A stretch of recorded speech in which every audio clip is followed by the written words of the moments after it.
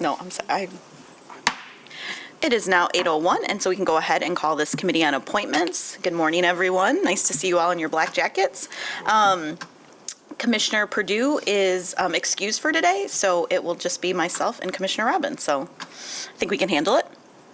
We do have a number of items, so thank you, Daniel, for working to get these on here. So let's go ahead and do these four, and then we can talk about an amendment to the Urban Forestry Committee membership. All right. So first is a resolution confirming the city manager's appointment of Aaron Sedin to the Construction Code Board of Appeals. Do you have a motion? So moved. I'll support that. It's been moved and supported. Commissioner, any questions on this one? No, I think Nope. we have two openings on this one, Daniel? Correct. These would fill the two vacancies on the construction board. Great. And they are more specific, so Mr. Sedin would fill the appointment of a mechanical contractor or engineer. Okay, wonderful. All right, hearing no other questions, all those in favor? Aye. Aye. Hearing no nays or opposition, the motion carries. Thank you. Next is a resolution confirming the city manager's appointment of Michael Keefe to the Construction Code Board of Appeals. Do you have a motion? So moved. I will support that, so it's moved and supported. Do you have any other questions, Commissioner? Okay. All right, all those in favor? Aye. Aye. The motion carries. Thank you. Next is a resolution confirming Mayor Bliss's appointment of Elizabeth Williams to the North Corridor Improvement Authority. Do you have a motion? So moved. Support, and I can add a little bit here too, Commissioner. Elizabeth Williams, many people know her as Lizzie, is a resident of the north side of the Second Ward, and she would be filling the last opening that is on this body as a resident member. And we're excited to have her expertise come on the board. She has a really extensive background in marketing, social media, and so she's interested to connect in with other businesses. She's her family is a longtime business owner in the community, so I think her experience will fit really well into the North Quarter CIA. Awesome. Okay. All those in favor? Aye. Aye. Motion carries. Thank you. Next is a resolution confirming Mayor Bliss's appointment of Marshall Kilgore to the Housing Appeals Board. So moved. I will support that. Moved and supported. Mr. Kilgore serves on a number of bodies, and I'm glad that and he has decided he's interested in the Housing Appeals Board. This will take us to two openings on this body, so that will certainly be helpful. Great. All those in favor? Aye. Aye. Motion carries. Thank you. All right, so that's all of our business today, colleagues, and I will go to our next item, which is a discussion about amending Chapter 42 of Title III of the Code of the City of Grand Rapids entitled Trees to update the Urban Forestry Committee leadership. So moved. Do we need a motion on this one? I Don't. Okay. Just kidding. Sorry, Commissioner. Right there with the, never hurts. We recognize our Parks Director, David Marquardt, to talk about this item, which I know has been discussed for at least maybe the last 9 months, but kind of we talked about the fall coming back to us, so interested to hear more, and I'll turn over to you, David. Yes, good morning, Commissioners. Thank you for hosting the discussion on this agenda item. The Urban Forestry Committee has been having discussions about changing the composition of the Urban Forest Committee, particularly and specifically swapping out one seat for a second utility seat. So currently the committee has a representative from Consumers Energy. And the committee members thought that it would be valuable to have a companion seat representing DTE and the gas company. So that we've got the overhead considerations that we're looking at and the underground considerations with the gas lines. And so that would not change the total number of seats on the Urban Forestry Committee. It would remain at 11, but simply swap out one seat for this added DTE seat. So we're here for discussion on this item, for any thoughts, questions that you may have, and if supportive, the department would work with the legal department to come back with a action item to make this ordinance change. Thank you, David. I'll just add some pieces for Commissioner Robbins. So my understanding is that this was a conversation, I think you said it too, from I think maybe the chair or an individual kind of talking with the utility. So always glad to see when it's driven by the body versus, something arbitrary. Obviously, those are the two utilities that we're working the most with. And then what would the makeup be? So David, you said that the 11 seats obviously wouldn't stay the same. So is that a resident member? I know we also have a requirement for the arborist. Is it a general seat that would be essentially removed and, not removed, but reassigned to a DTE individual? That is correct. Okay. Yes. Okay. Yep. And would we wait, I think my question to the city manager, kind of in preparation for this, was, would we make the change and then would we allow, just wanted to see whose sort of terms are on there. I'd hate to displace somebody who maybe just got on. How do we do this in a really, so you've probably already thought about that, so. No, that's exactly it. And I'm glad you asked the city manager that question because we have been looking at that. Okay. And we do have, I think, maybe 2 or 3 individuals that will be terming off Okay. in the near future or this next year, in which case we would look to one of those seats. So you're right, so that we're not creating disruption. Okay, all right. So if we could, I think that's really my only, Commissioner, that would be my only concern, is that somebody who was already appointed and seated, how do we do that? I think the basis of the change is appropriate, but I just want to make sure we follow those steps. So I don't know. Let you ask some questions if you have any. Yeah, no, I think that makes sense, being one of the larger utility providers, and especially coming from the board itself. I trust their expertise in wanting their voice at the table too, so I think that makes a lot of sense, and it sounds like the timing of it all has been thought through as well, so I have no concerns about it. And so I think if you can work with appointments office to see who those individuals are and just make sure we have the appropriate conversations. What I'm hearing, because I imagine the city manager's here and is like, what are you guys saying? We are saying that we're supportive of this change to move forward, and the main caveat was just to determine those terms and make sure that's done in the appropriate manner. Very good. I'll work with the clerk's office then. The department will work with the clerk's office and legal to get the appropriate seats lined up. We'll bring this back as an action item then for your consideration. Okay. Thank you, David. I know this was something we talked about maybe early spring, and you said, give me until the fall, and you've made it to the fall, so I appreciate you staying on top of this, and appreciate also the Urban Forestry's work to just recognize making sure we have a variety of voices around that table. Great. Thank you. We're grateful for the discussion. Thank you. Thanks. All right, the next item is a discussion on our current board and vacancy list. And then as we pull that down too, I think we obviously have another number of openings. Daniel, this is our last meeting in November, so we have 2 more meetings. Do we feel like we're continuing to be on track as it relates to the completed PIFs that we've received for individuals who are renewing? I know you've shared information with the mayor. Just want to make sure you're feeling confident about the year-end pieces, or if there's anything that we can do to help.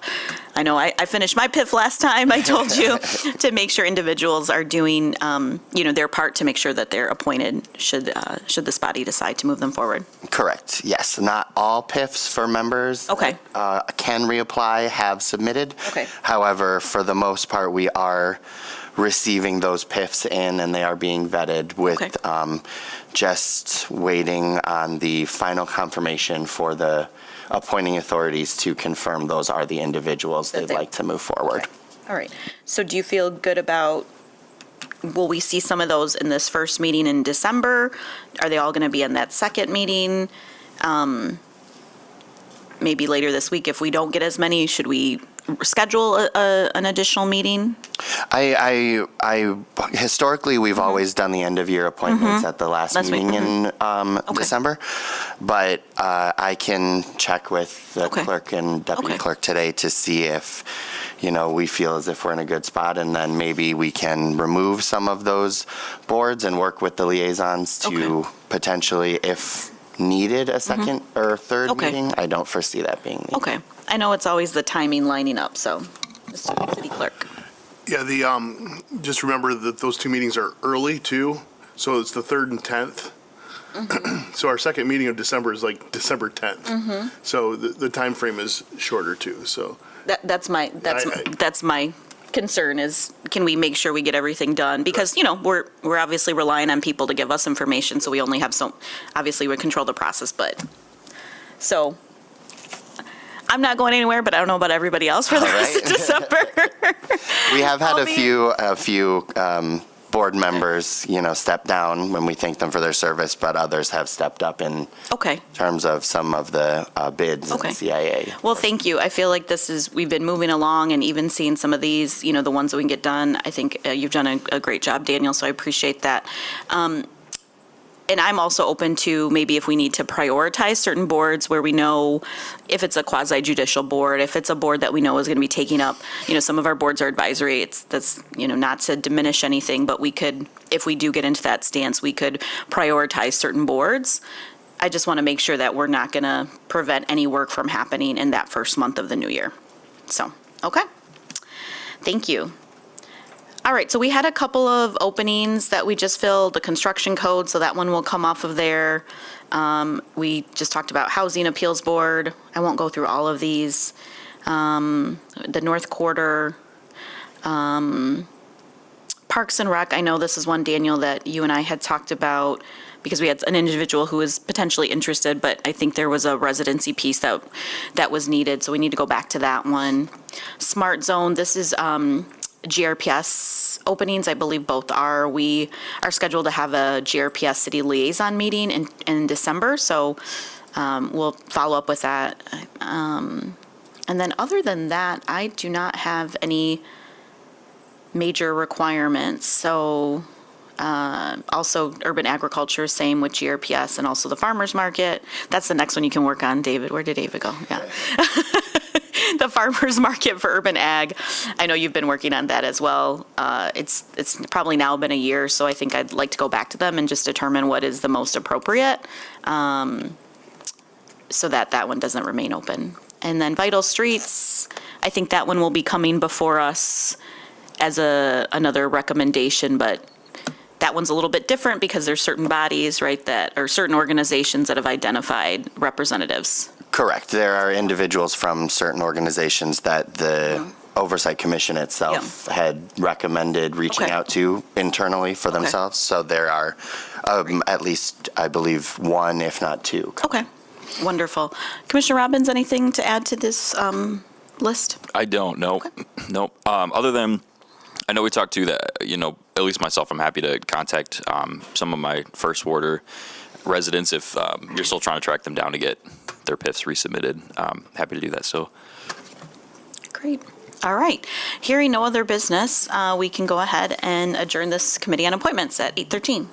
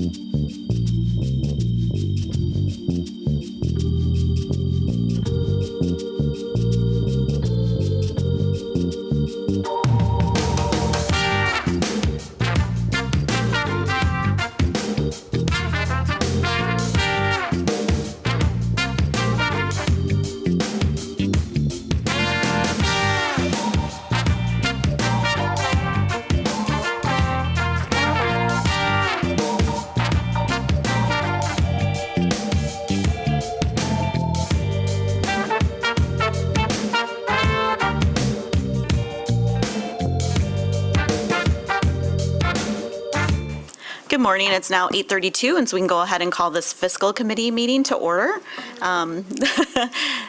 Thank you, Mayor, for joining us today. We have a few colleagues that are excused, and so we do have a number of items and also have some individuals in the audience that will be sharing some pieces on the resolutions we have. So let's go ahead and get started. The first is a resolution authorizing the Grand Rapids Police Department recruit class 2401 to attend Grand Rapids Community College Police Academy for the cost up to $90,000. Oh, so moved. Oh, yes, I'm sorry. Do I have a motion? Yeah, so moved. All right, I support it. We'll Thank you. turn it over to the police department. Good morning, Commissioner, Mayor, City Leadership. This is straightforward. It's a resolution allowing us to spend up to $90,000 to send 10 recruits to Grand Rapids Community College for their police academy. We are still in the process of doing backgrounds and interviews for that, but we look forward to the partnership with GRCC. And with me today is Dr. Moore, one of the deans at GRCC, to talk about their academy. Thank you. Good morning. Good morning. Yes, I'm Dr. Clem Moore, Dean of the School of Business and Industry at GRCC. The Police Academy program is housed within the School of Business and Industry.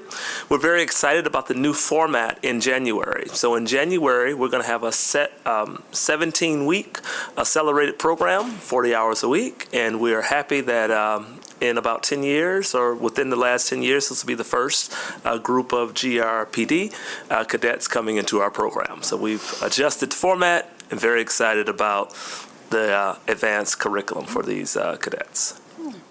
Great. Thank you. Mayor, do you have any questions? No, I don't have a question. I'm just excited to see us working with GRCC and Wonderful. especially having your help with us. Absolutely. getting recruits and police Thank you officers. for your support. Thank you, Mayor. Thank you, Councilwoman. Thank you. I just want to add too, this is actually a really big deal because I think for the least, this is my 4th year on the commission, we've been talking about, I'm a proud Grand Valley Laker, but we also know we want to diversify. We know that community colleges are an entry point for so many people for education. We know that they are reflective of our population in the city. So I'm kind of thinking of some of our past colleagues who would be really excited to hear this. So I kind of want to give it some fanfare. And I got to meet Dr. Moore a few weeks ago and got to talk a lot about what the city wants to do as it relates to public safety. How can we make it more accessible? How are some of the things that we've changed in terms of our techniques in patrol as we're connecting with community, all of those things coming together, and I think this is another reflection of that. So I'm really excited that this is on the agenda today. I appreciate GRCC's long commitment to workforce development inside the city, so this is one of the things that you all have done with us, but it is truly an exciting day. Absolutely. All right. Certainly. Thank you, Commissioner. And I see Julie Parks out there too. Where'd you go, Julie? She left. Run to a Okay. meeting. Yep, sure did. Who is a big supporter of other pieces too. So thank you for being here. All right. Sure. Thank you. All those in favor? Aye. Aye. Motion carries. Thank you. Wonderful. Next is a resolution accepting the continuation of a grant award from the Office of Highway Safety Planning, OHSP, in the amount of $35,431.25. So moved. Support. Thank you again. This is a grant from the state that allows us to do enhanced enforcement. It pays overtime wages. There will be up to 10 times in the year where we want to do enforcement of OWI, pedestrian safety, speeding. The City of Wyoming coordinates this with all the metro area police departments. You can think back to school time, we'll do speeding and we'll do pedestrian safety near schools. OWI you could do on New Year's Eve or holidays, but it gets the departments to coordinate and work together on enforcing these items. Okay, great. All those in favor? Aye. Aye, it carries. Thank you. Next is an award of a 3-year contract not to exceed $1.5 million to the Grand Rapids Community Media Center for management and operation of public and general education access television stations. Do you have a So motion? moved. Support. Turn over to you, Mr. Matthews. Okay, so we've had a relationship with the Community Media Center since we as a city formed the nonprofit back in the 80s. They've been consistently the operator for public access. A couple of years ago, we took a look at the contract, realized that the basic terms of the contract really hadn't changed since the original agreement back in the 80s, and we really wanted to take an opportunity to step back and refocus the outcomes that we wanted to see for the relationship, with particular focus on job skills development as part of that.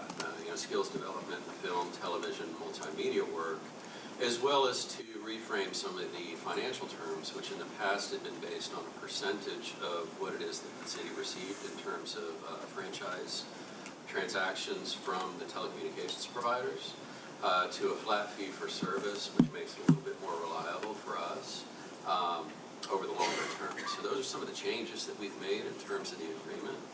We, going into the contract, we're going to really zero. I think they're going to come and tell you to put your microphone on, Mr. Matthews. We're really going to focus in on, that's a rookie move for somebody that's here talking about television contracts. Don't know how that happened. So as we move into the contract, we're going to make sure that we're really specific on those deliverables and look forward to continuing the relationship. Just as a side note, for those of you that are sitting on the commission, they will be here this morning to give a presentation on their performance over the past year as well. Great. Thank you. Mayor, any questions? Nope, no questions. I appreciate the kind of the review and updates. I think this will be good, especially for some of our new colleagues, because these were some questions, I think, in our over the last 2 years. I know there's also some new exciting things happening with the Media Center. The Rapidian just relaunched and was there filling in for the mayor the other day and getting out some good information. So thank you for the update. Sure. All those in favor? Aye. Aye, it carries. Thank you. Next is a resolution authorizing a contract not to exceed $332,889.60 with Enterprise Fleet Management, AKA Enterprise Rent-A-Car, for a pilot program leasing and maintenance vehicles. Do you have a motion? So moved. Support? Steve's going up? I was going to say, I can jump in while he's walking up. You beat me to it.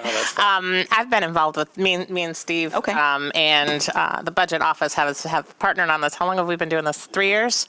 It's been a while. Yeah, we started talking about this just before COVID. It's an exciting opportunity of a way for us to step into electrification of the fleet. And Steve, I don't know if you want to add on to what we're doing. Sure. Yeah, thanks.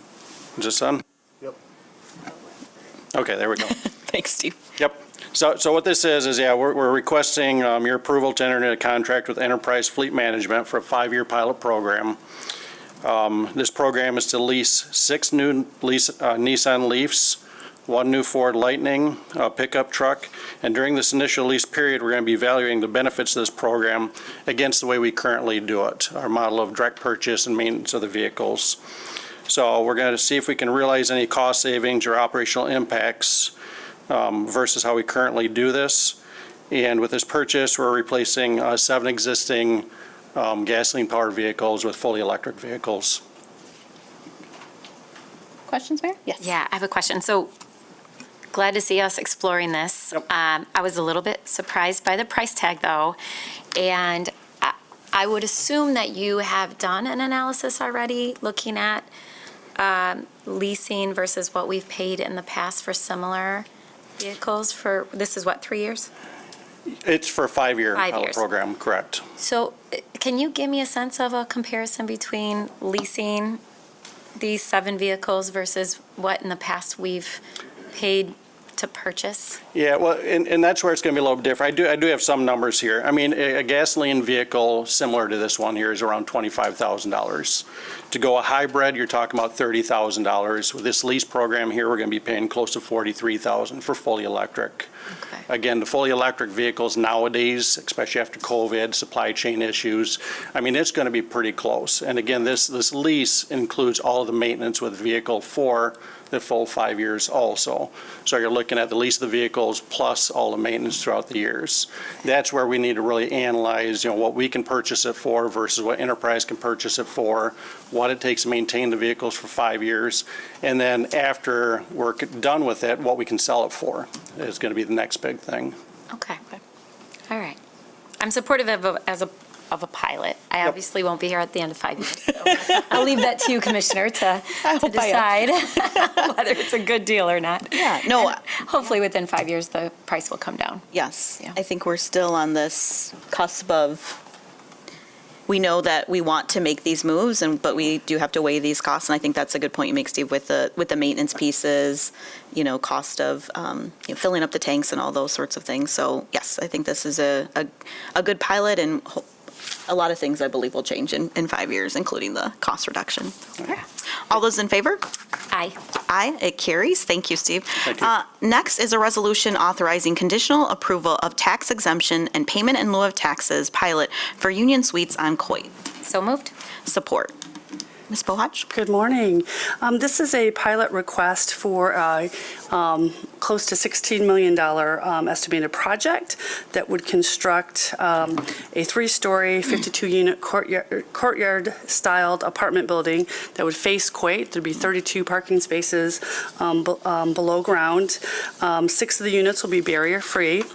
There's a good mix of units, including 1, 2, and 3-bedroom units. And the majority of those would be for persons with incomes that are below 80% of the area median income, but also has a mix of those that are restricted for 30% below, 40%, and 60%. There's also, it's anticipated that 8 project-based vouchers from the Wyoming Housing Commission would be provided into this project as well.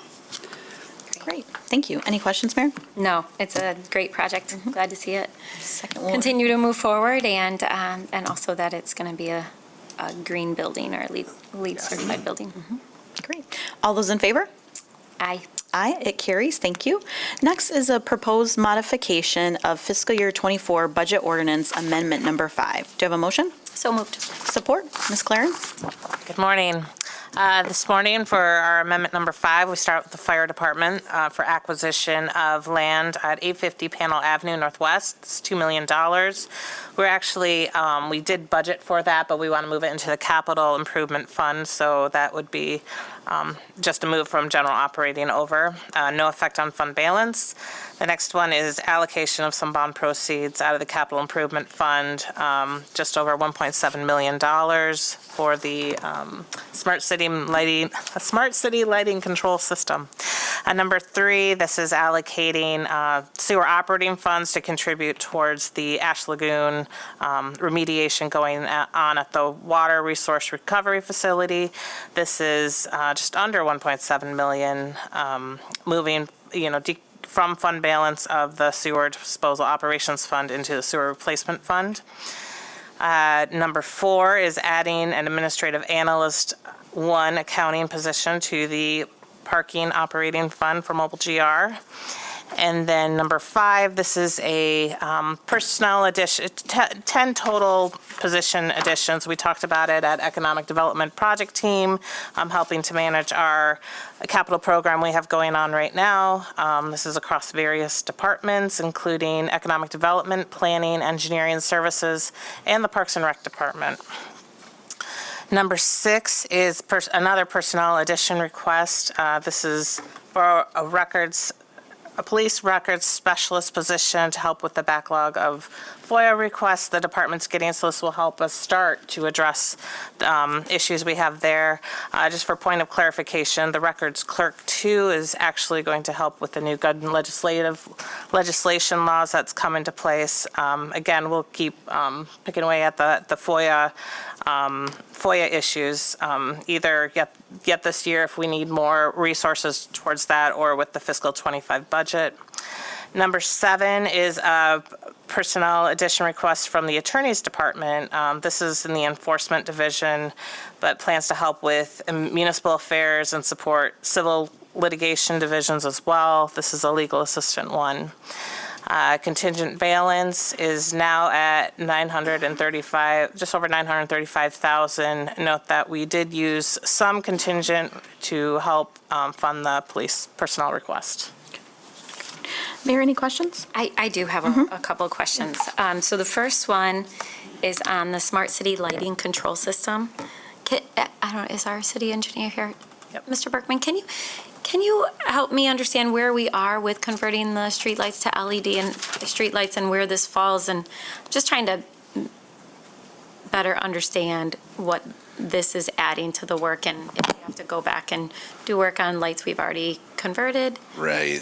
So the overall project is converting 18,000 streetlights to LED. We've converted a little over half of those already, and so through the process, though, the ELC department discovered that they prefer a different control module, and so they went through purchasing and already have done that step to get the new control modules. So the balance of the lights to be installed will have the new modules installed with them, but we have to go back and replace the existing or the recently installed modules with the new model. So overall, we expect to be done probably around May of next year with the project, but this moves the funding in place to finish the project.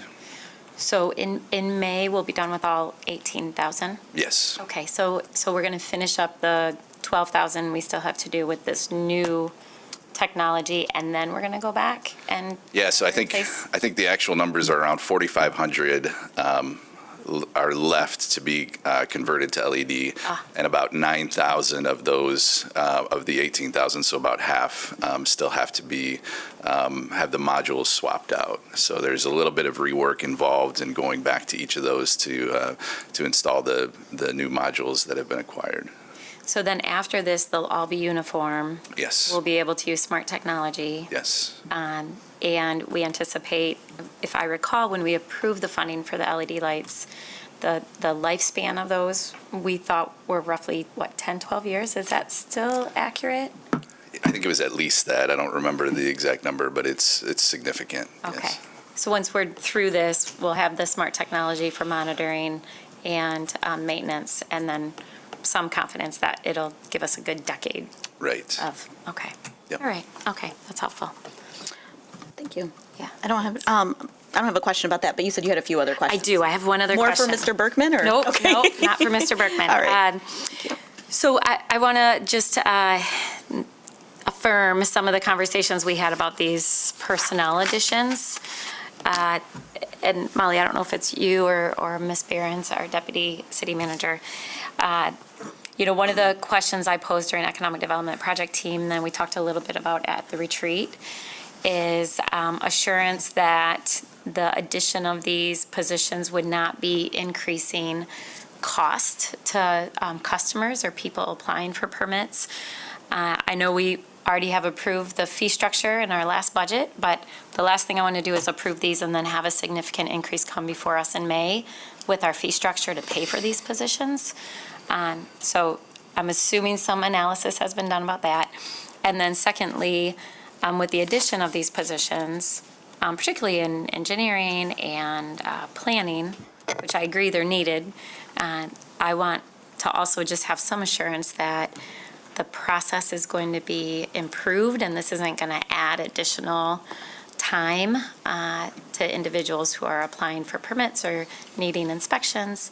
So if you can just elaborate on that a little bit. Sure. It is a package of staff, so I understand the questions and the needs to make sure folks understand what we are doing, particularly in the sort of middle of a budget cycle. So across the spectrum, I think our intention, and we would not expect this to add time to people's permit experience. Really what we're responding to, particularly in planning and permitting, is an increase, both increase in volume and value of the permit types that we're seeing, which is generally a good indicator of increasing complexity. And we're also seeing a general increase in revision cycles. So we expect this additional staff capacity to actually help us spend a little bit more time with each applicant so that they can get through the process more quickly. They can understand things better at the front end. If there is a challenge or if it's a complicated process or project, our staff have a little bit more time to roll up their sleeves and say, okay, let's talk this through a little bit more, as opposed to kind of pinging back and forth because everybody's just trying to get to the next project because there's so much backload. With respect to engineering, a little bit of the same, and as you are aware, the engineering department also handles our own capital projects, so we have a fair number of complex projects right now, including the move of our service center and a number of parks and river-related projects that are all trying to get through this period of time because we are leveraging our ARPA dollars to the maximum extent. So again, that's more about capacity to just handle the number of projects that we have. I'm just going to look at Kristen and make sure when I say that we don't expect a fee increase to support these. So I just needed her head nod there in the back. But yes, we have looked at that and looked at our sources to ensure that we can absorb these costs. Okay, great. And then my final comment, Chair, and not for you, DC. Behrens. So I'm also very supportive of the support for our attorney's office and FOIA. And I'll just say one other comment, especially seeing DC Rogers in the audience. A conversation we've had for months now is also the need to add some additional support for victim services in the police department. That still is a priority to me. I know we talked about it briefly at the retreat, but I want to just make sure that that stays on our radar. And that has my full support in coming back to us. And even if that came back to us at a mid-year, I'd be very supportive and not having to wait until budget next year. Thank you, Mayor. That I think, certainly we have talked about the number of, going back to the economic development, planning, engineering. So we talked about it at EPT, we talked about it at the retreat, talking about it here. We have some colleagues that are gone for today. So I think it's important to have that conversation. I also think we discussed, do we feel that there are going to be stresses and strains as it related to the human resources process? So I did just want to ask Ms. Behrens to come back. Not saying that this is what should be done, but we talked about, are some things contractual? Do we go with certain firms? Obviously, some things can't be. Was that discussed, or are we thinking, no, these are all going to be individuals that we'll individually recruit for? And we do actually also use contracted services, sometimes for overflow, sometimes for subject matter expertise that just doesn't make sense for us to recruit and maintain on staff. So I do think it will continue to be a blend of both. But for these positions in particular, because we expect, again, more than full-time work, it can generally be more efficient to have them on staff. Okay. So we could. But not to minimize the challenge of recruiting. So even though we're approving these today, it could take months to get these positions filled. It may. Okay. So if you know anybody that is looking for a career in a fantastic organization, please spread the word. I see a couple of big companies are doing some restructuring, so fortunately maybe we can benefit from that unfortunate pieces. So thank you, Ms. Behrens. And then the second piece that you discussed, that was one of the pieces I wanted to share, was really on this personal addition as it relates to the police department. Ms. Claren, you said that some of this would support the changes as it relates to some of the records pieces, but also FOIA. So what I'm hearing is that the 100% increase in FOIA, we may not fully realize that with this position. Is that what you're saying? This is the first step towards helping to address. I'll put it that way. Okay. We're All right. getting them personnel now, but we do recognize that we may need to add 1 to 2 more positions for the FOIA, specifically for FOIA. I think the pieces with FOIA are what I would call very, it's big, as we heard from the retreat. And so on the record, I would like us to continue to say, if we know that it is this sort of essentially a problem that has been created because of the accountability that we, created back in 2014, and we're experiencing that because of the relation to storing data, I would be more in support of trying to resolve that right now, because we have had 2 active lawsuits against us as it relates to the FOIA. And as the chair of the FOIA Appeals Committee, it doesn't feel good, and I don't think staff feel good. I think staff are doing what's appropriate, but I think that's also a morale issue to know that we're 12 months behind on responses to the public. I also think that is a community engagement piece. So I do want to to state that for the record too, because I feel like I've said that in other meetings. I would also agree, again, after our last retreat, Mayor, I don't know, there was another homicide in our city as it related from what appears to be domestic violence. And so I know that's not what we're talking about today, but we're talking about additional positions, and we just had that retreat. So I do want to put both of those items out there. All right. Hearing no other comments, all those in favor? Aye. Aye, it carries. Thank you. Next is a bid list resolution for November 14th, 2024. Do you have a motion? So moved. Support? Mayor, we haven't been reading each one of these. Typically, it's if there's something that Ms. Claren feels like should be highlighted or one of us have a question. I didn't have any specific, but No, I don't have any questions. Yeah, they're all pretty. generally routine. Yeah. Yep. Okay. Thank you. All those in favor? Aye. Aye, it carries. Thanks. Next is the city manager's report on contract and purchase approvals for October 2024. You going to share that, Ms. Claren? Yeah, I can comment on that just because it's new. I'm not sure if we necessarily need to discuss. The city manager, we increased the authority the city manager has for approval, while the mayor still retains signature approval on all purchases. But we did increase the city manager's approval from $10,000 up to $100,000. So just for an FYI for the commission, we wanted to show how we are, practicing that, examples of the things that are being brought. One of the reasons we did do this is just for the efficiency of the purchasing process. Our procurement rules hadn't been changed since, I think it was 60s or 70s. I'm trying to remember now. It's been a while since we were discussing why we were going to increase it, but just instead of waiting for 2 weeks to get onto a commission agenda and then go forward, departments are able to have a little bit of a quicker process where they can have a quick conversation with city manager, get approval, and then we route it through for signatures. So Okay. I don't have any questions, Mayor. No. Okay. All right, thank you, Ms. Claren. Next is our warrant report, October 11th, 2023 through October 31st, 2023, travel and funds report through September 23rd.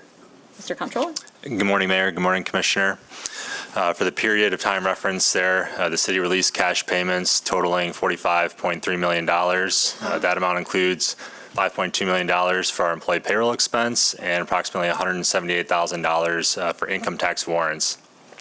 In terms of quantity, 544 income tax refunds were issued and 1,854 accounts payable checks and electronic payments were issued. And the tables on the following pages contain all the details of the checks and electronic payments made that exceeded the amount of $20,000. Also this morning, we have our September fiscal year-to-date travel report. So that just provides a summary of the travel expenses by each department for the first 3 months of the fiscal year. And so to date, that is showing that so far we've spent $437,000, or approximately 15% of our annual budget for those activities. And then lastly, we have our September fiscal year-to-date monthly funds report. This is a high-level report that we put on the Comptroller website and make available to the public for anyone interested in just getting a little more insight into some of the activities or operations that drive city revenues and expenditures and some of our main funds. So that concludes the reports that I have for you this morning. Nice, thank you. Hearing no questions, we'll go on. Thank you, Mr. Comptroller. We'll go on to our last item for today, which is our treasurer's report for the period of October 25th, 2023 through November 1st, 2023. Mr. City Treasurer. Good morning, Commissioner and Mayor. Good morning. With our report today, we were showing you just a nice little chart showing you where the Fed funds rate is and where the projections are for the next 2 years. We've had 2 straight meetings now where the Fed has paused rate hikes. And so this morning we had a relatively flat inflation number. I mean, inflation is still there, right? It's still chugging at over 3%, between 3 and 4%. But maybe some of these items are starting to come into play. So the Fed has taken the position to pause right now, but they still are signaling that if there are negative impacts, they will continue to raise rates again. They're not anticipated to raise them much. A quarter point's about what they're signaling right now. But really, right now, we're seeing different market participants are projecting things all across the board. This morning, UBS came out and said they think that there's going to be a 275 point decrease next year. That's far above what anybody is talking about right now. So there's a lot of things in turmoil in the market, and with the global economy and everything else that's going on geopolitically, there are a lot of things that could impact where we stand. The one thing that will always be a concern, and is always a concern of mine, is the growing debt load that we have and the significant amount of money that we continue to not, to kick that can down the road. I mean, when you're the biggest economy in the world, you know, at what point in time does this play a much more major concern? But that's just my own personal feelings of how I look at debt and where I think debt should be. And having a budget, you know, we're forced to have a balanced budget. We're forced to, you know, our state is forced to have that. Our federal government is not, you know, and they're chugging at a $1.5 to $1.7 trillion deficit right now. It's hard for me to get my arms around that, because just the interest payments alone are the hundreds of billions of dollars a year that go just to interest. With our portfolio today, our funds sit at $548 million. We're earning roughly 2.9% on that. Again, as we see rates go down, we're trying to look at a signaling point for our next budget cycle as we're getting through the process to play some of those monies out further so we can keep that nice interest rate going for as long as we possibly can in case rates do dip below our earnings of 2.94%. We want it. That's what we've done to structure this. And working with our investment officer, Levi Bolt, and I, looking at that whole scope of where those monies reside, a lot is in shorter term monies right now. And so we want to be able to start pushing that out further and further and further, so we continue to have a much more stable interest revenue coming into the city that helps support all of the departments that have a fund balance. So that's critical for us, because when you think of 3% earnings on $550 million, you're talking well over $16 million of interest a year that we can earn on that fund, and that goes for the different costs those departments have. So our balance right now is waiting for that signaling point to see when we can start moving some of those monies out further, so that we've got that floor.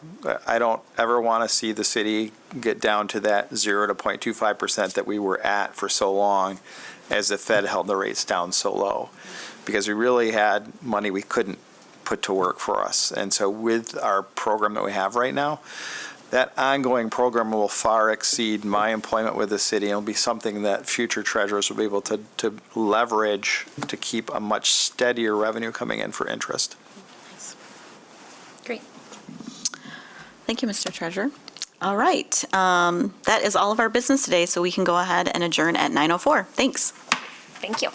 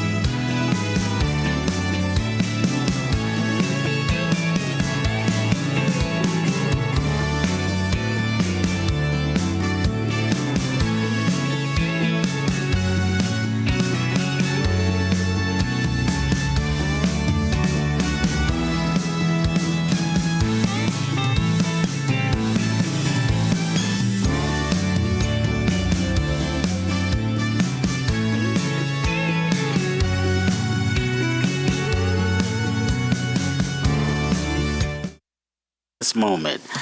Our first resolution this morning is a resolution approving a fireworks discharge permit for RKM Fireworks Company for indoor special effects at the Van Dando Arena in connection with the Griffins Hockey New Year's Eve event on December 31st, 2023. Mr. Ted, how you doing this? So moved. All right. Support. Okay. Thank you. Well, see, y'all supposed to roll now. Y'all ain't supposed to wait. You ain't supposed to wait for me to look at you. You supposed to. Okay. It's essentially the same company that has done it for years. It's just the original owner decided to retire, so they changed the name, and it's the same players, same amount of effects. Colleagues, any questions? All in favor? Aye. Our next resolution is a resolution fireworks discharge permit for the Grand Rapids Ballet Company for indoor special effects at the Van Dando Performance Hall in connection with the Nutcracker performance on December the 8th through the 10th and 15th through the 17th of 2023. So moved. Support. Sir. Yeah, it's the Nutcracker. It's a good performance now. It is. Colleagues, any questions? Have any of your colleagues seen the Nutcracker before? Yes. If you haven't, you should go. It's a wonderful ballet. You will love it. I go. All in favor? Aye. Resolution number 3, resolution approving a fireworks discharge permit for Priotech Special Effects, Inc. for indoor special effects at the Van Dando Arena in connection with the Jonas Brothers concert on November 21, 23. So moved. Support. Okay, a lot of pyro. We will be, doing a standard pyro demo and all that. Yeah, go ahead, and we'll do this, and I'll come back to the next one. Okay.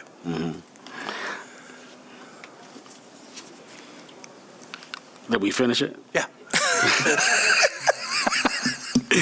Oh, gosh, we need tickets to the Jonas Brothers. We're going to see that. Okay, all in favor? Aye. Aye. All right, let's have it. Okay, let's go to resolution number 3. And Josh was looking at me, too, and I didn't catch that. Resolution approving a fireworks discharge permit for Strictly FX LLC for indoor special effects at the Van Dando Arena in connection with the WWE 23 tour on November the 20th, 2023. So moved. Support. All right, sir. It's atypical WWE. They get a list of what they possibly maybe might want to do, and then what talent shows up, we work with that. Colleagues, any questions? All in favor? Aye. All right, ayes have it. All right, now we go down to resolution number 5. Resolution confirming a special special assessment nuisance roll number 8782. Mrs. Jasterfer. So moved. Support. Good morning. Morning. So this is the confirmation of the special assessment, the nuisance roll. Back in July, the commission determined that the nuisance roll was a necessity and ordered the assessor's office to prepare the assessment roll. And the assessor's office sent out notices September 7th, notifying the property owners involved of the charge in the appeal process. The city commission sat as the board of review to hear appeals on October 24th. We had one appeal. That appeal was reviewed by the city assessor and the city attorney's office. And we found that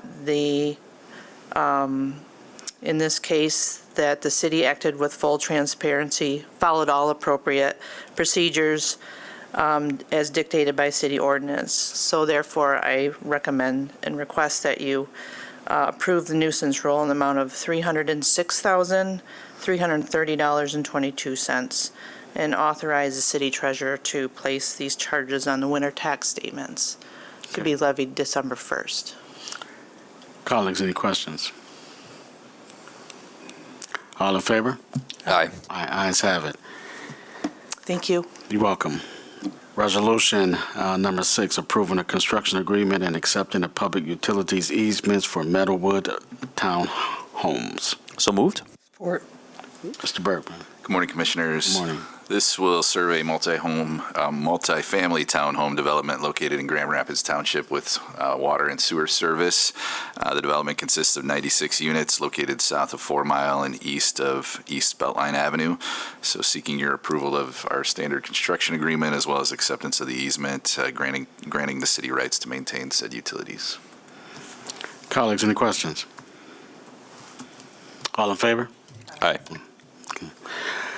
Number 7, a resolution approving preliminary design phase services with Progressive for the Oxford Trail in the amount of $570,520 with a total amount not to exceed $679,180. So moved.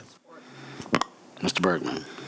Mr. Marquardt's going to this is Mark? this one. Okay. We were exchanging looks. Oh, hey, that's a nice jacket you got on, sir. Thank you. Good morning, Commissioners. This is a continuation of design work for the Oxford Street Trail connection. This is from downtown Grand Rapids along the Grand River and looking at a connection into Roosevelt Park and to Roosevelt Park Lodge eventually. And the importance of this piece, too, in this study is looking at that connection behind the Factory Yards project and making sure that we're intersecting with that work and planned improvements in this neighborhood. So we're excited about this work. This is in partnership with Downtown Grand Rapids Incorporated and the state appropriation that they did receive. They have allocated $8 million of funding toward this ultimate trail improvement project to match $1 million of city ARPA funding that we are putting toward this project as well. Colleagues, any questions? All in favor? Aye. Ayes have it. Thank you, sir. Welcome.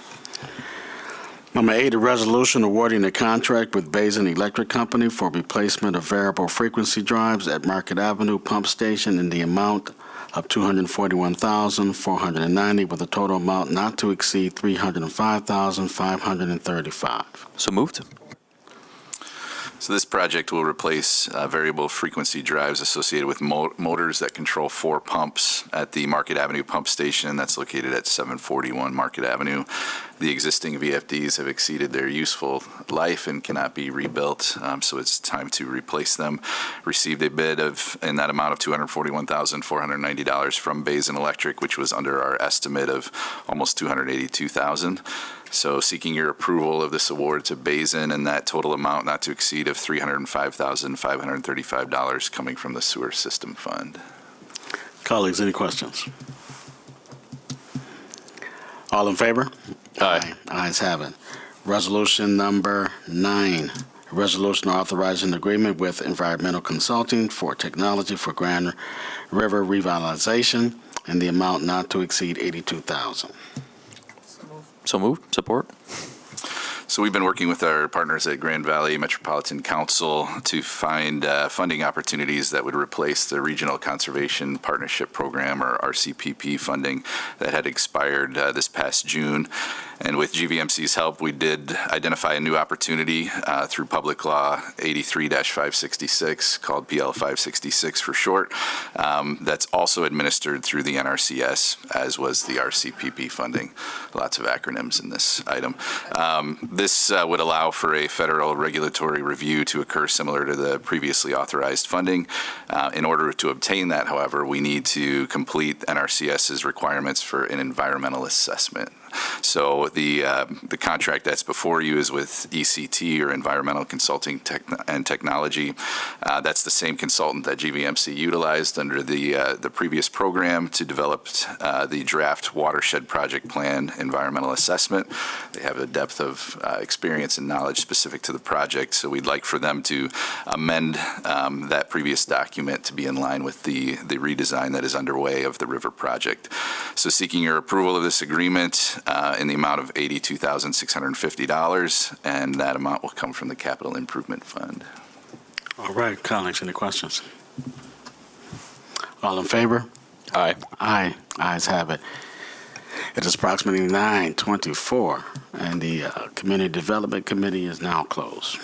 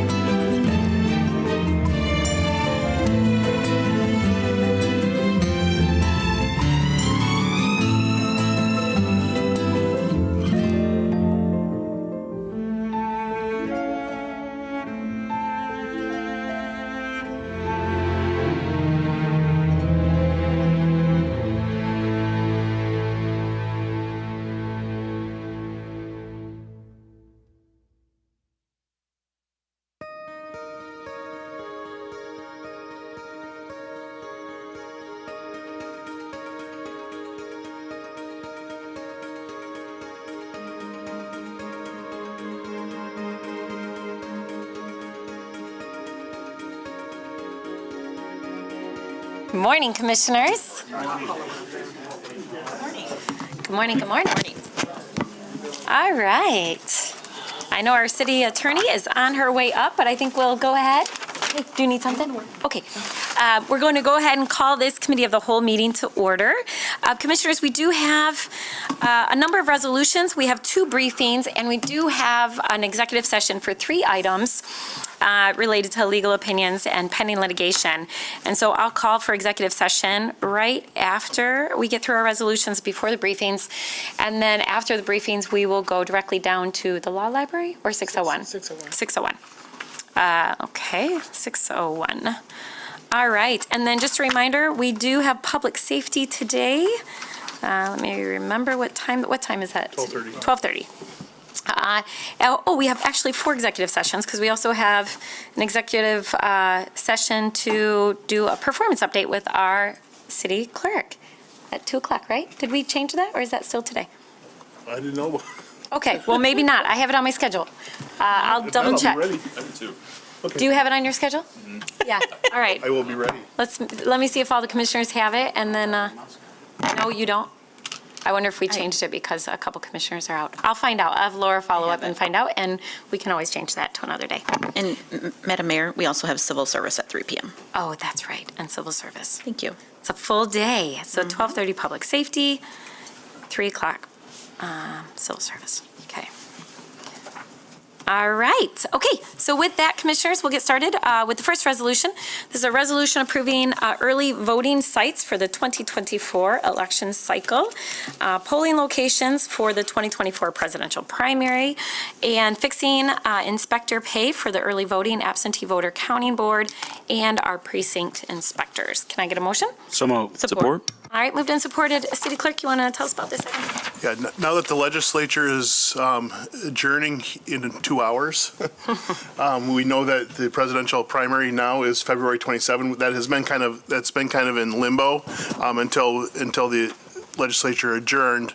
And so now that we know that date, we have now we can do the preparations fully for the new early voting, which was part of Proposal 2 of 2022.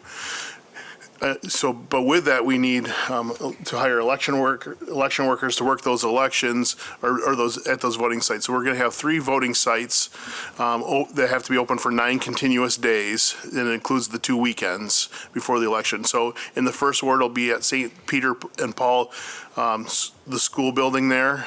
The second ward will be GRPS University in the gym, and the third ward will be Ottawa Hills High School in their old cafeteria. And then the polling locations are typically the same that we have for every election. Also, the absent voter counting board is a little bit different now too. There's a law that will be going into effect that allows us to start tabulating earlier. So we'll be doing that. We'll be starting a few days earlier than just election day. So that's a nice new tool in the toolbox. For the inspector pay, it'll be the same pay for the election workers that work the precincts that we've approved in the past. We had to come up with a new pay rate for those early voting sites because those are only 8-hour days. And also for the absent voter counting boards for those earlier days that are only 8-hour days. So the hourly rates are very similar, but we just had to come up with a new rate. So it's all new. East Grand Rapids was the only city in West Michigan that did a pilot of early voting for their municipal elections. I think they had 200 some voters come over like 6 days. East Lansing had about 134 voters over their 6 days that they did it. It is optional for local elections, but it is mandatory for federal and state elections. So we're coming into uncharted territory as we move into it, but our office is fully prepared, working, with what was really nice is we had the clerks really had, for the first time for election law, a seat at the table with the Secretary of State of putting together the implementing legislation. And a lot of things changed through that because the Senate and House chairs really were in tune with what the clerks wanted and to listen to what the operational pitfalls could be, because usually legislature just gives it and we have to figure it out. But this time they were very proactive of figuring out what the operation plans would be. So with that, we're ready to go. So this is just getting us prepared for 2024. And then there will be a 4th voting site for the 2024 presidential over at DeVos Place. So we're preparing for a higher interest as people get to know about it as we go through as well. Great. Thank you. All right, commissioners, any questions or comments for our city clerk? All right. With that, I'll call the question. All those in favor say aye. Aye. Those opposed? It carries. All right, next that will take us to a resolution approving a brownfield plan for the DeVries Jewelers redevelopment project located over there at 433 Leonard Street Northwest. Can I get a motion? So moved. Support. All right, moved and supported. We have Mr. Klooster here with us to tell us about this item, although we did have a public hearing related to this project, and I know it's also been in front of, I believe, Economic Development Project Team. Yeah, this would be the final approval for this project. At the local level, it is the redevelopment of 433 Leonard with a 6,700 square foot building for DeVries Jewelers, who's a longtime business on West Leonard there. This would be approval of a brownfield plan for the $2.2 million project, and the brownfield plan would provide reimbursement of about $300,000 of brownfield eligible activities. As mentioned, there was a public hearing on October 4th. The Brownfield Authority did recommend this to you at their meeting on September 27th, and the West Grand Neighborhood Association has submitted a letter of support as well. All right, commissioners, any questions or comments? All right, seeing none, I'll call the question. All those in favor say aye. Aye. Those opposed? It carries. All right, that will take us to our next item. This is a resolution approving a brownfield plan amendment for the River North redevelopment project, and this is at 1340 Monroe Avenue Northwest. Can I get a motion? So moved. Support? All right, moved and supported. Mr. Klooster, you want to tell us about this? This is another one that we've heard about multiple times now, and actually have two companion items, this one and the next, related to this project. Yep, very good. The next two items are related to the $75 million investment at 1340 Monroe in the first phase of this project, which is 260 apartments and about 440 parking spaces. This project was approved by the Planning Commission under an optional plan review application in June. Brownfield Authority did recommend this to you at their meeting in August, and there was a public hearing on October 10. It's in the Creston Neighborhood Association, which did also provide a letter of support for this project. Yeah, great. Commissioners, any questions or comments? All right, will be good to see this space redeveloped. I'll call the question. All those in favor say aye. Aye. Those opposed? It carries. All right, that will take us to, as I said, a companion item. This is a resolution establishing 1340 Monroe Avenue Northwest as a neighborhood enterprise zone for the same project. Can I get a motion? So moved. Support? All right, moved and supported. All right, I'll turn it back over. Yeah, I have, this second item is related to the neighborhood enterprise zone. So the first one was for the brownfield plan, and this would establish the neighborhood enterprise zone, which is required prior to an applicant submitting an application. So we would expect the application for the neighborhood enterprise zone exemption to be on your next meeting agenda as well. Great. All right, commissioners, any questions or comments? All right, all those in favor say aye. Aye. Those opposed? It carries. All right, our next item, and Mr. Klooster can just stay right up there for these next two as well. This is a resolution establishing an industrial development district for Ascent Fine Cabinetry located at 2150 Northridge Drive Northwest. Again, this is a project that we heard about. We had a public hearing related to it, and it now comes before us for approval. Can I get a motion? So moved. Support. All right, moved and supported. Mr. Klooster? Just briefly, again, two items here. The first, establishing the industrial development district. For this program, the application can be considered concurrently. So the second resolution is related to the application for the industrial facilities exemption. This is a small business currently located in outside of the city, employs 10 individuals. They'll be constructing a 15,600 square foot manufacturing facility for their cabinet business, adding 5 jobs over the next couple years. This is about a $2 million project in the Walker View Business Park, which is in the city of Grand Rapids for the purposes of taxation, property tax and income tax, pursuant to a 425 agreement with the city of Walker. Okay. Public hearing was held on October 24th for this project. All right, commissioners, any questions or comments? All right, all those in favor say aye. Aye. Those opposed? It carries. All right, and that will take us to our last action item before us today, and that's a resolution approving an application for a 12-year industrial facilities exemption certificate pursuant to Public Act 198 of 1974 for the same project, Ascent Fine Cabinetry, for a $2 million project located at 2150 Northridge Drive Northwest. Can I get a motion? Support. All right, moved and supported. Mr. Klooster, anything to add? Nothing to add. Okay, all right. With that, I'll call the question. All those in favor say aye. Aye. Those opposed? It carries. All right, commissioners, I will ask then for a motion to go into executive session immediately after our briefings today. And again, this is down at 6:01. We have 3 items that we'll be reviewing with our city attorney related to pending litigation and legal opinions. Can I get a motion? So moved. Support? All right, moved and supported, and this is a voice vote, so I'll start down here with Commissioner Robbins, Yes. Commissioner Sassi, Yes. Commissioner Moody, Yes. Commissioner Knight, Yes. and I am a yes. And then, City Clerk, just let me know that we will move his review to December 12th in the afternoon, and then on that day, we'll have our colleagues back with us, and we'll be back at a full force as a commission. So I'll have Laura resend that and make sure it's on all of our calendars. Okay, with that, I'll turn it over to our city manager. We have 2 briefings today. We have the PowerPoint presentations in front of us, and so I'll turn it over to our city manager, Mr. Mark Washington.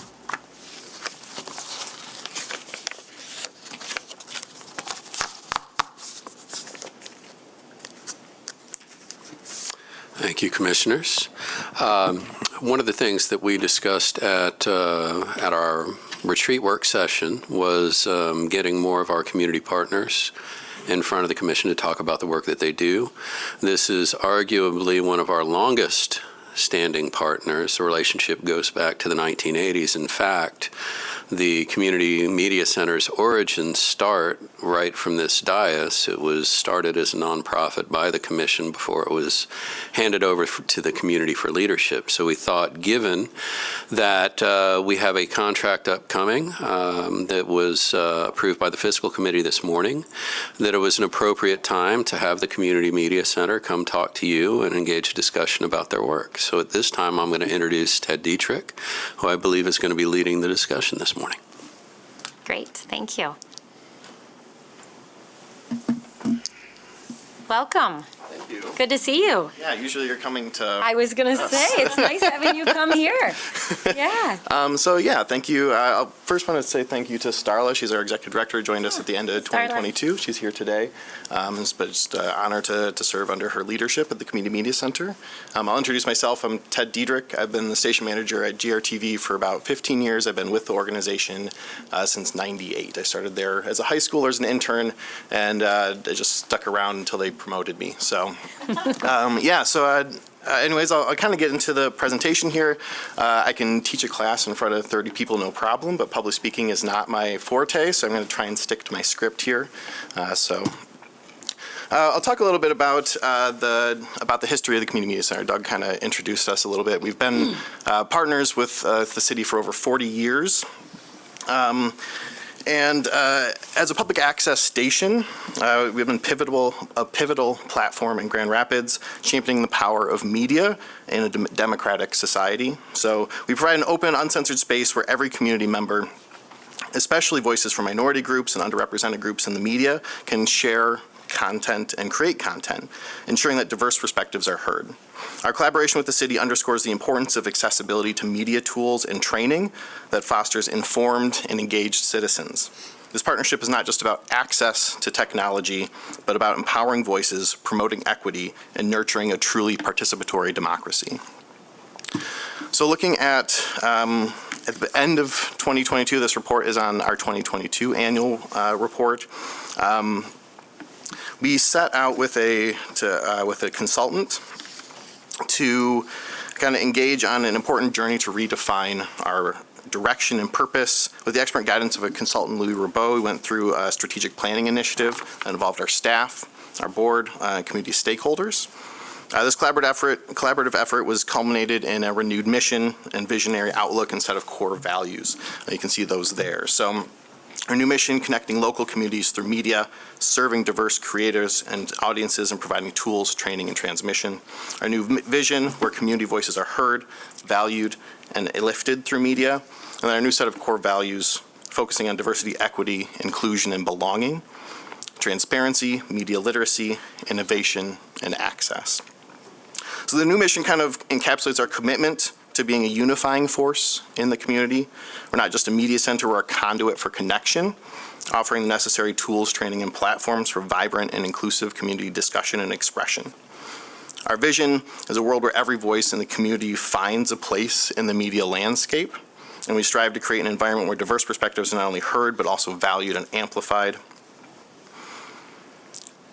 And our core values, we're committed to fostering an environment where all individuals feel represented, included, and valued. Our operations and decisions are conducted with openness and honesty, ensuring trust and integrity in everything that we do. We prioritize educating our community in understanding, analyzing, and creating media, empowering them to navigate the media landscape effectively and participate in that media landscape. And then we continually embrace new ideas, new technologies, and new approaches to stay at the forefront of community media, and ensuring that everyone in our community has the opportunity to use and benefit from our resources. Looking at the financials that we had for 2022, and we had a slight change of our PowerPoint presentation, so the S moved on to this third line there. But in terms of our income and expenses, we had around $621,000 income, in part from the franchise fees from the city, and then other income sources from our services. Our expenses were $516,000, close to $517,000, resulting in around $104,000 net income. The net gain reflects kind of conserving a spending approach that we took that year, a strategy adopted in response to uncertainties in the federal funding that we were getting. However, looking ahead to this year of 2023, we've reinvested these funds back into our operations. So we've begun enhancing our team, expanding our programming. We'll be submitting a report in January of 2023, kind of talking about what we've done with that funding. But this means that we expect to fully utilize this net income in this coming year, ensuring continued growth and improvement in our services.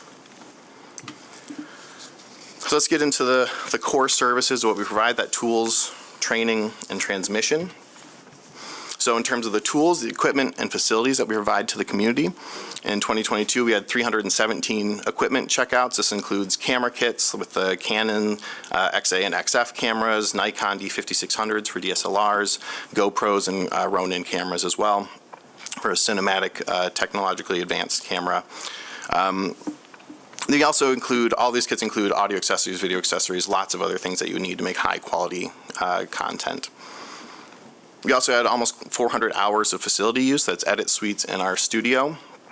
Looking kind of a breakdown of that, there was a 17% decrease of our editing software, our editing suite use. It's partially because of COVID. A lot of our regular editing producers had found at-home solutions, and at-home solutions and free solutions are becoming more readily available to the community. However, we did see an increase from 2021 of 55%, a lot of people returning to our studio to use our space, kind of underscoring the importance and support that we provide in providing professional video production spaces.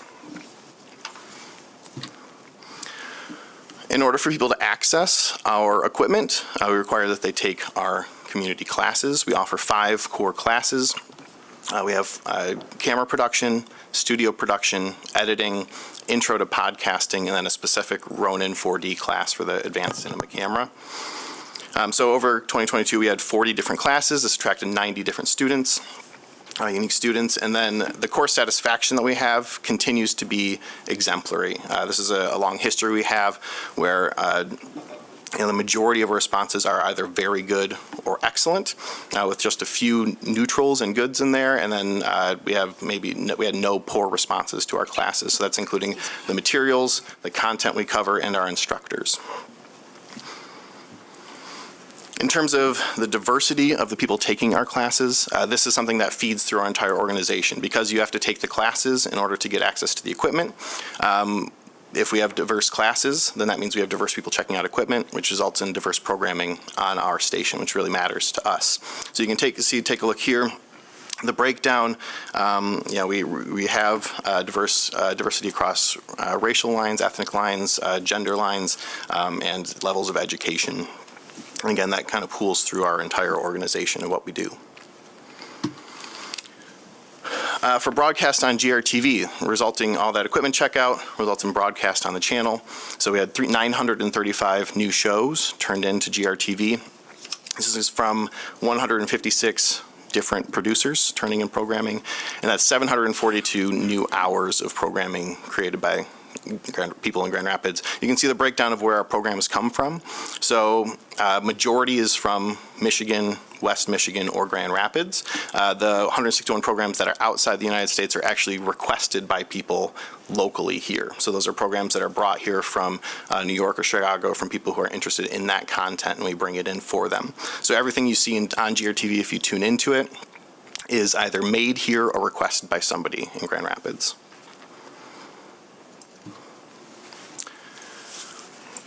So we'll focus on kind of 4 impact areas for for GRTV in the Community Media Center.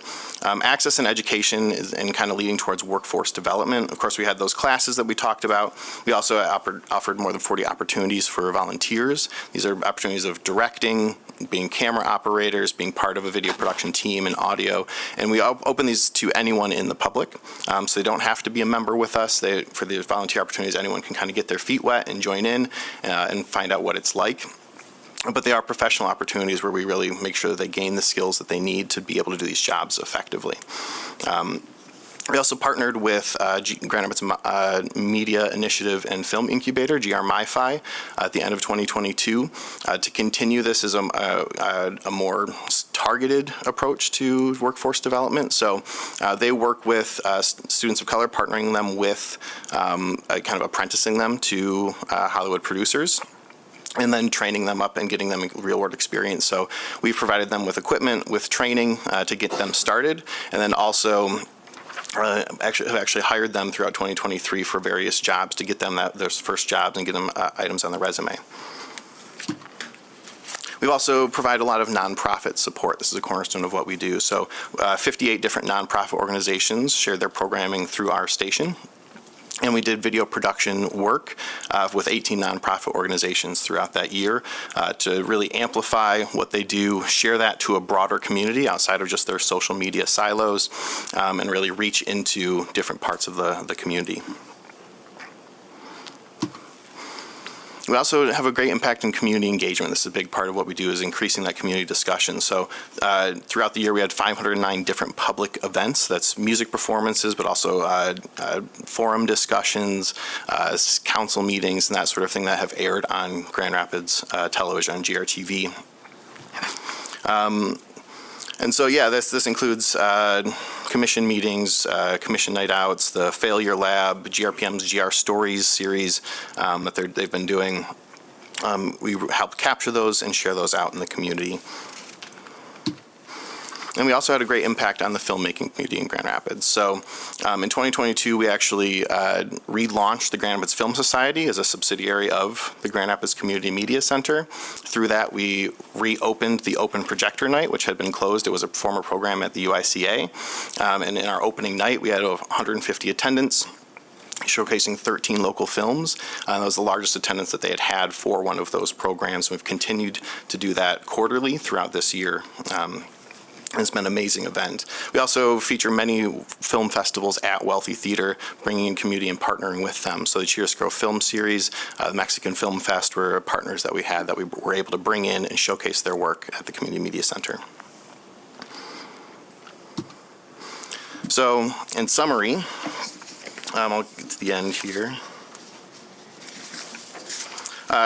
We had a year of significant impact in 2022. We've empowered our community through diverse educational programs, supported a myriad of local nonprofits, and fostered robust community engagement, including vibrant musical performances and films. Our commitment to local filmmaking has been reinvigorated, evident in the relaunch of the Film Society and support for emerging artists. And financially, we're on solid ground, ready to reinvest in our mission. As we look ahead, GRTV remains dedicated to being a cornerstone of media access, education, and expression in Grand Rapids. And so thank you again for your continued support of what we do and making community's voices heard here in our community. Are there any questions? All right. I will turn to my colleagues. I'll just make a couple comments. I don't have any questions. Really appreciate you and your team. Starla, good to see you here, and all the work that you do in our community. And as you were going through your presentation, it reminded me of Dirk Koning and all the work that he did years ago. And I think this is you're adding on to the legacy that he started and growing it, and I know that he'd be really proud to see all the work that you're doing in the community. So for those of us who knew him and miss him, I just thought it's important that we recognize him publicly today for all the work that he did over those years. So thank you. Yeah. Nice presentation. Even though you say you don't like public speaking, you did a fine job, Ted. Thank you. Fine job. So colleagues, any questions or comments? Commissioner Sessa? Thank you, Mayor. Yes, this item came before us in fiscal committee, and it was approved there. And I'm sorry, I shouldn't say, obviously, this is a briefing, but regarding the contractual agreement, I think there's been some updated branding. I know the Rapidian relaunched last week. I was at an event for the East Hills Neighborhood Association last month. It was a highly well-attended event, and I think there was a lot of connection points that the Neighborhood Association, Community Association is connected with you all. So I think that is another, I love to see just not sort of one organization doing something, but organizations to come together to try to create the reach. I had never been to an East Hills meeting, at least during my time, where there were that many people there. And then I also wanted to ask you all, I think one of the challenging things is kind of sitting up here sometimes is you have people either writing you or coming up here, and we give people so much information. And I have been concerned about the amount of misinformation sometimes that permeates on social media, in spaces. I feel like I see it sort of every week. And so what you all do is really to try to combat that.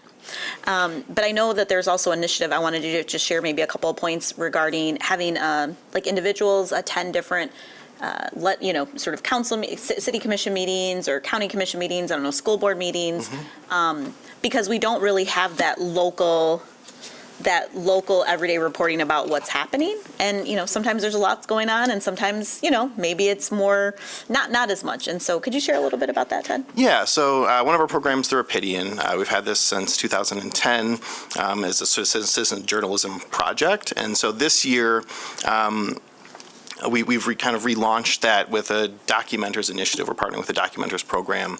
And so we're having members of the community get paid to come to city meetings and document what happens there.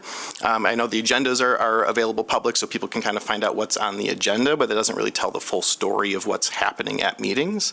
And it's also sometimes hard to digest because, right, there's a certain language that goes into an agenda that doesn't necessarily translate to the layperson. So we've been really great. We're working towards expanding our capacity so that we can have people attending all of those meetings. But the idea of these documenters is to provide a community resource, to come here, take notes at the meetings, what's said, who's saying them, what are the actual items on the agenda, and what does that mean for you as a citizen of Grand Rapids. And then also media organizations in the area don't have the resources to attend these meetings that they used to. So while we can definitely have people writing articles about that, this provides them with the resource as well to actually find out what happens at the meetings without having to necessarily attend them, and they can write articles and focus on that as well. So it's really in partnership with the local media organizations in the area rather than kind of trying to compete in that space. And it's a really great way for us to provide transparency to citizens of Grand Rapids to understand what's happening at meetings. And so we're really looking forward to doing that. So anybody out here interested in becoming a documenter, that's go to therapidian.org and find out more. But yeah, that's one of the great initiatives, and we love that aspect of transparency. Public access television is founded in that regard of providing that extra voice from the community that doesn't necessarily make it through the traditional media landscape. So yeah, thank you for bringing that up. Thanks. All right, Commissioners, any other questions or comments? All right, seeing none, I think you're all set. Thank you again, and I should add, we all know that we need more public access now more than ever, probably. So thank you for your continued work. Your whole team back there. All right, we'll go to our next presentation. City Manager, you want to say anything about this? This is pretty standard. We do this every year. Good morning, Mayor and Commissioners.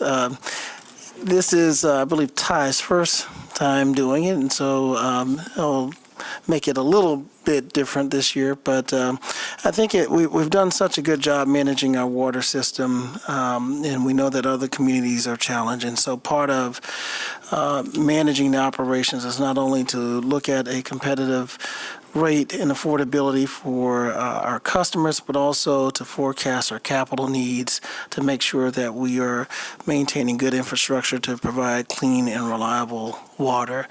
And so what you'll hear today is an overview of the proposed rates that have been carefully crafted by staff with input from some of our members from the advisory board. And you'll also hear a follow-up from some of the conversations we've had around affordability and the need to really help those customers who are most in need, and what our efforts have been to do that. So with that, I'll pass it on to Ty.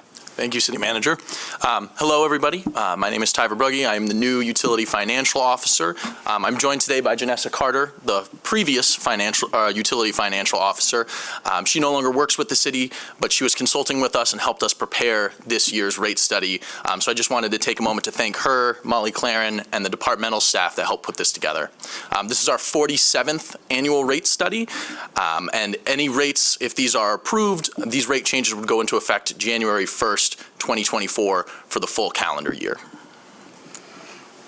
Now, our rates are built around a revenue requirement, which is exactly what it sounds like. It's the additional revenue that the system needs to collect in order to continue operations. And there are three main pieces that go into calculating that revenue requirement. The first is expenses, which is that top row there.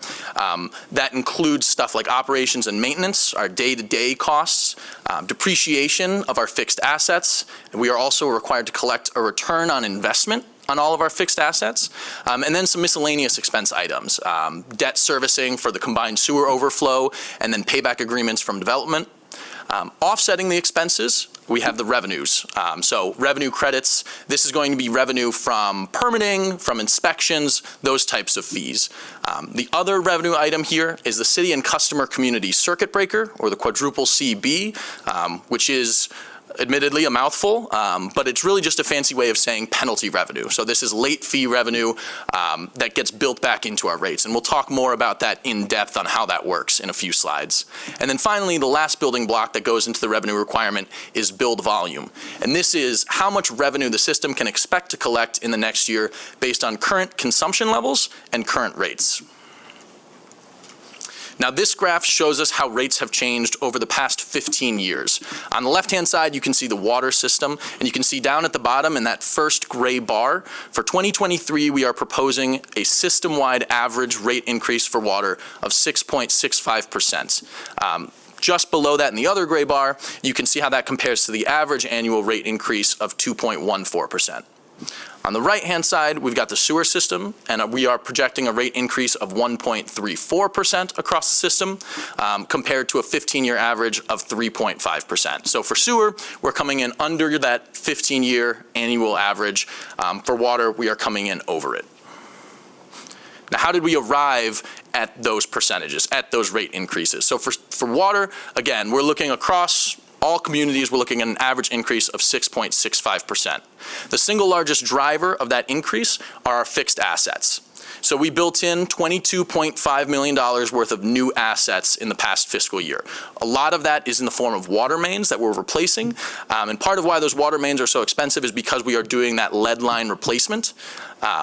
There were also some integrated assets that got built in, including pressure release valves that had to be replaced, some investments done at the filtration plant out at Lake Michigan. And then one thing that I think is worth noting, so I mentioned that we have to collect a return on investment on all of our assets in service, and that required return is based on an index of municipal bonds, and that index went up by almost a full percentage point in the past year. So not only did we add in $22.5 million worth of new assets, but all of the assets in service got slightly more expensive as a result of that index increasing. So that drove 5.15% of that 6.65% increase. The other big driver is our operations and maintenance. So built into this was an increase in personnel costs. Last September, the union signed new contracts, which included a 5% wage increase. That's factored in here. Inflationary impacts on some key supplies like the process chemicals needed to treat the water, as well as rising electricity rates is built into this part. And then some miscellaneous equipment and work done on the buildings, particularly out at the Lake Michigan filtration plant. Combined, those O&M costs accounted for 3.65% of that 6.65% increase. Now, there were a couple of factors that helped temper this rate increase. So the biggest one is revenue expectations from build volume. So our 3-year average of water consumption went up in the past fiscal year. And so since where there's more consumption, there are more units to spread out these costs on. So that helped lower our rates by 1.89%. So a pretty big drop there thanks to increased consumption. After that, there are revenue credits. Again, this is going to be your miscellaneous revenue from inspections, permitting, tapping fees, and unused penalty credits from last year that got built in. And this helps lower rates by 0.19%. And then lastly, that last line down there, helping lower rates by 0.06% was penalty revenues from this year. And again, we'll talk about how exactly that works in a couple of slides. But that got us that system-wide average of 6.65% for water. On the sewer side, the story is pretty much the same, just on a smaller scale. So again, assets are the biggest driver here, accounting for 1.78%. We layered in $13.6 million worth of new sewer assets, mainly in the form of sewer mains. However, there were some integrated assets put into service at the wastewater treatment plant. And again, that return on investment index, that impacts the sewer assets as well. The second biggest driver here, operations and maintenance. Natural gas got more expensive, which we need to run our generators at the treatment plant. That expense was somewhat offset by the electricity that the generators produce, helping us save some money on the electricity. It was time for us to renew some of our software licenses, and then some miscellaneous equipment needed at the plant and for field operations. That accounted for 0.78%. And then that last line on the increases is IPP surcharges. So that's related to industrial pretreatment. So when industrial waste comes into the plant, there's an additional surcharge on top of that. And industrial waste discharge this past year dropped pretty precipitously. And so there was a huge decrease in our industrial surcharge revenue. And that would have had a much larger impact on our rates. But the reason it was only 0.34% increase is because it was almost entirely offset by increased revenue from our biodigesters. So the biodigesters are running now. They produced $1.3 million worth of revenue in the past year, and they're projected to continue to produce more revenue this year. And so that played a significant role in offsetting the decrease in industrial revenue. There were, again, a couple of factors that had a net decrease on the rate jump here. So revenue expectation from build volume, as with water, sewer build volume climbed up this past year, which helped temper rates to the tune of 0.73%. The combined sewer overflow debt that Grand Rapids has to service will continue to drop year over year as we pay down that debt. So that shrinking had a negative 0.61% impact. And then finally, we have the unused penalty credits from late fees that get built into our rates, accounting for negative 0.22%, which is how sewer arrives at the system-wide average of 1.34%. Now, looking more closely at build volume, because build volume was the biggest factor that helped dampen those rate increases.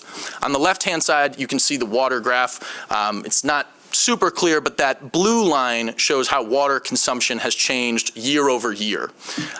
However, we're more concerned with the black line, which shows the 3-year average. We use a 3-year average to help smooth out any changes in consumption. That way, if there's a big spike or a big drop in consumption year to year, it doesn't send our rates all over the place. So water volume consumption increased by 3.24% year over year, but the 3-year average only increased 3.22%. And the main driver behind that increase in consumption was that we had a historically dry spring. So May was one of the driest Mays that West Michigan has ever had. And when we have dry weather like that, people use more water to water their lawns, water their gardens, and we see that impacting the volume consumption here. On the sewer side, sewer volume was up 0.88%, and that 3-year average, that smoothing effect, lowered that to 0.7% increase. Sewer consumption is less volatile than water because we implement what's called a sewer cap, which is a cap on sewage consumption that we base on residents' water consumption in the wintertime. That way in the summer, when they're watering their lawns, they're not getting billed for producing sewage because the water that's going into their lawn doesn't end up in the sewer system. And because of that reason, dry weather, though it impacts water consumption, does not impact sewer consumption in the same way. These next 2 slides I'm going to go through pretty quickly here, but these show how water and sewer consumption has varied over the years for each individual community. And we typically provide this to our utility advisory board so that our partner communities can see how their individual communities are impacted by consumption. This slide shows those asset additions. So I mentioned that this was the biggest driver of our rates. On the water side, we built in $22.5 million worth of new assets, sewer, $13.6 million worth of new assets. And there's a difference between integrated assets, which you can see at the top there. Those assets are assets that all partner communities use. So work done at the filtration plant or at the treatment plant benefits all communities, so they all pay into those assets. Non-integrated assets are ones that are specific to each community. There's no reason why a customer in Ada should be paying for assets put into service in Cascade. There are some nuance there with zone gating in that if an asset is in Grand Rapids but other communities benefit from it, then they help pay into that. But for the most part, these are non-integrated, which means that it's single community pays for them. And you can see that Grand Rapids put in $15 million worth of new water mains. And again, a big chunk of why that number is so high is because of the lead line replacements that we are mandated by the state to do. I also want to note that we took off about $500,000 worth of process equipment in Grand Rapids related to the Coldbrook pump station. So as we decommission that pump station and move out of it, that'll take some assets off of our books and help have a tempering impact on rates. Now, City Manager wanted us to talk a little bit about affordability and maybe hopefully clarify what we do to help lower rates and provide assistance to households that need it. So we start with late fees. All of our retail communities, when a customer pays a late fee, it goes into one big pot. Out of that pot of all the late fee revenue, 12.5% gets set aside for individual circuit breaker, or ICB. This is for individual households that need assistance paying their water or sewer bills, and it's administered by the Kent County Community Action, or KCCA. The other 87.5% of all those late fees goes into the city and customer community circuit breaker, or the quadruple CB. This is used to help lower retail community rates. The way that it works is that if a customer community has a proposed rate increase that's higher than the system-wide average, they receive funding out of that quadruple CB to help bring their rate increase more in line with the system average. Now, looking specifically at the individual side of things. So again, we start with that total penalty revenue, and this year it was $1.1 million. 12.5% of that gets set aside for individual household assistance, so $145,000. We add in an extra $80,000 worth of non-operating revenue from renting out the Coldbrook facility to help supplement that fund. So for this rate study, we're setting aside $225,000 for individual household assistance that will be used in calendar year 24. Now, to put that in context, last year's rate study set aside $210,000, and through September of this year, we have dispersed about a third of it. And the reason why that disbursement number may look so low is because there's a lot of other funding available for assistance. The state has done a lot to provide additional help in the form of LIWAP and MyHalf, which are state-run grant programs. So KCCA hasn't needed to draw on our funds as much in the past year. That being said, we do project that we're going to disperse about 40 to 50% of those funds. And any leftover funds that aren't used throughout the year will get built back into next year's rates to help lower rates. So that was the individual side. Now, the community aspect here. Again, we start with that same bucket of penalty revenue, $1.1 million. 87.5% of it goes into this fund. Now, that's about $1 million that went into the quadruple CB.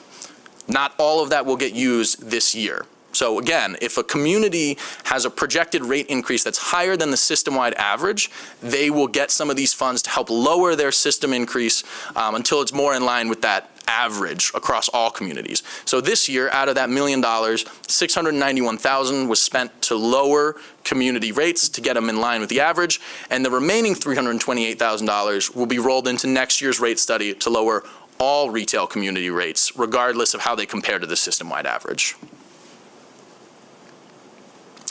So how does that break out? So I talked about the system-wide average. So on this page, we can see for water, we have a system-wide average rate increase of 6.65%.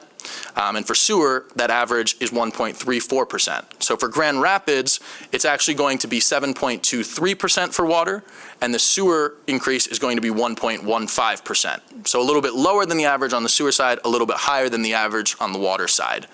And one thing that I want to point out is that you can see under Walker, there's a little line there that says net of contribution of.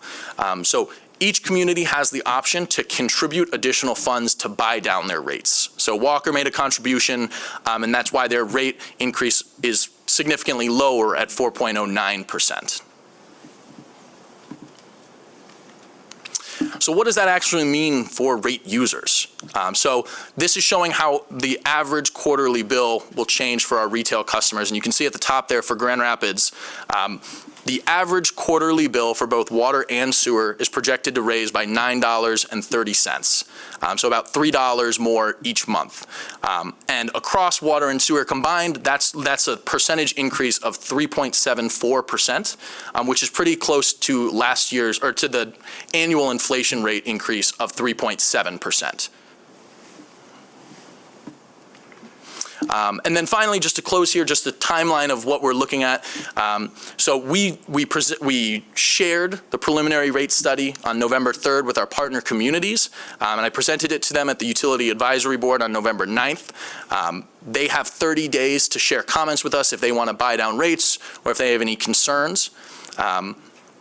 As of today, with presenting this to the commission, it kicks off a 20-day public comment period. So if anyone in the public has any comments or questions or concerns that they would like to share, they have 20 days, so until December 4th, to share those. They can do so if you go online and look up City of Grand Rapids rate study. The entire study is available online, as well as a citizen's guide that kind of highlights the main points of the rate study, as well as a video that helps explain our methodology. They can find all of our contact information on the website and reach out to us that way if they have comments. We'll be meeting with those partner communities over the next month and implementing any changes. And then on December 12th, if there are any changes, we will notify you. And then if these rates are approved, they will go into effect January 1st for the full year of 2024. Thank you, guys. I appreciate your time. If any questions, I would be happy to answer them. Great, thank you. What a great overview. Nice job. Commissioners, any questions or comments? I have one, Madam Mayor. Yeah, go ahead, Commissioner. First of all, thank you for this report. I am very excited to know all the things that are taking place right now, and especially with the pipelines and everything that have been changed. I appreciate you talking about the rate study.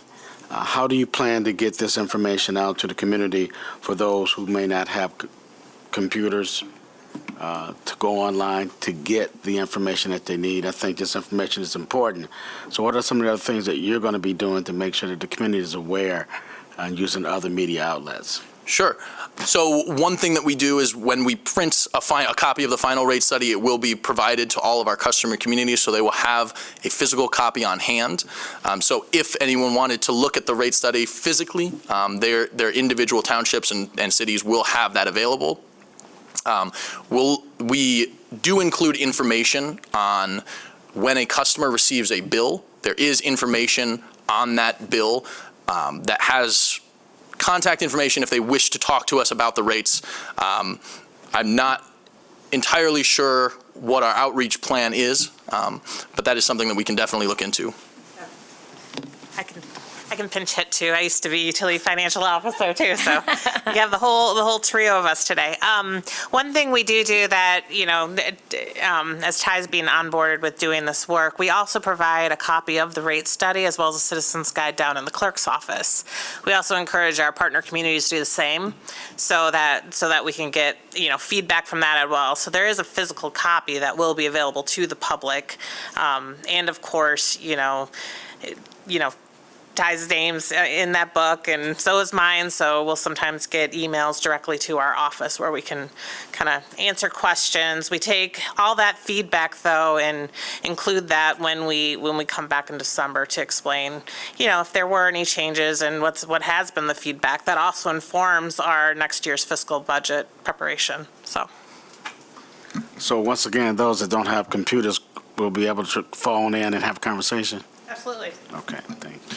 there also is a press release going out with this information for anyone that does read a physical copy. Great.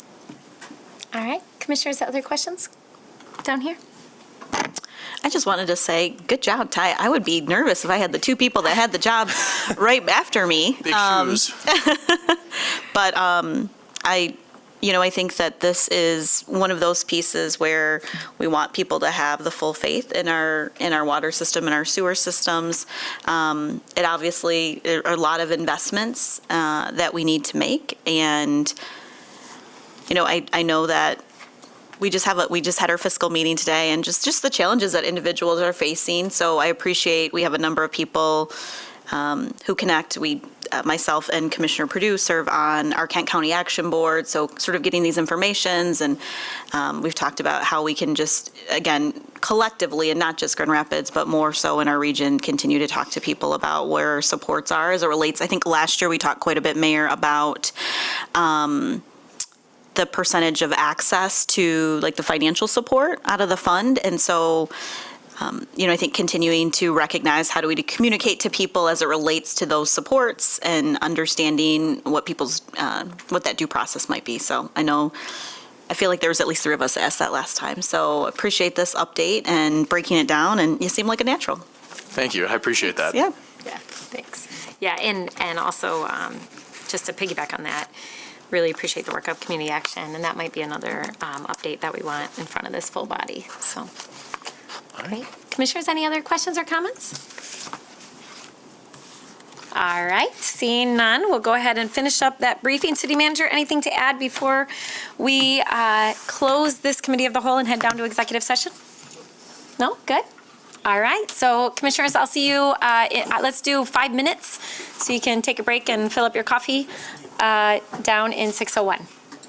All right, thanks.